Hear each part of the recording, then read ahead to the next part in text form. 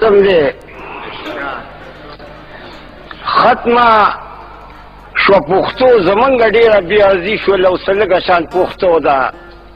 باقي ټول انګریزي شوله ټول انګریزي شوله ټیټر دې په انګلیش کې دی دوی واړه موټر وایي موټر دې په انګلیش کې دی بال وایي په سوک باندې کټر دې په انګلیش کې دی لښته د لرګي ده د انټر دې په انګلیش کې دی بشر په وړو کې منیټر دې په انګلیش کې دی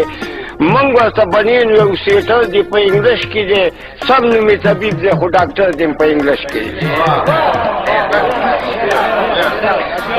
نو په دې کې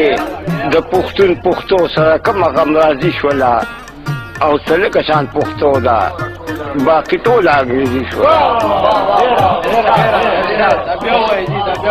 او نوم د انګریزي دی په پښتو کې ډریور جوړ شه د هغه سره ملګری وي د هغه نه کلینډر جوړ شه او چېرته چې رنګساز وي په انګلیش کې چې پینټر جوړ شو وړه شان کوټګۍ وي د هغې نه کوارټر جوړ شو د پاسه اډانه اوس د هغې نه لنټر جوړ شو جومات کې د پریمري شو د مولا نه د ماسټر جوړ شو نو جومات د مسخرو شو مسله پکې ارزي شوله او څه لکه شان پښتو ده باقي ټول انګریزي او ناس پکې پښتوني نوم د کټ په انګریزۍ کې دی لوبه پې پښتون کوي کرکټ په انګریزۍ کې دی بال او بیټ لاسکې دا ویکټ په انګریزۍ کې دی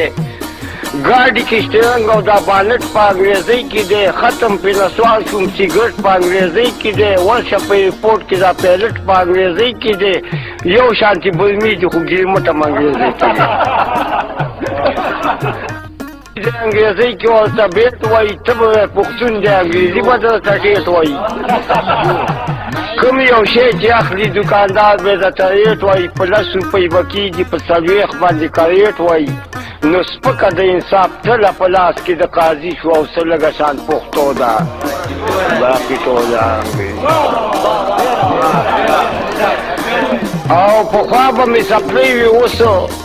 لومړی تپوس د بوټ کومه اوس هم پښتو کې د انګریز په شان سلوټ کومه زوړ مې یو کمیس وي زه به لاندې باندې سوټ کومه سم به شرابي شم اوس لا بعضې وخت کې ګوټ کومه نو اقباله خدای دې خیر کړي د پښتو خلاف ورزي شوه او څه لږه شان پښتو ده باقي ټوله انګریزي شوه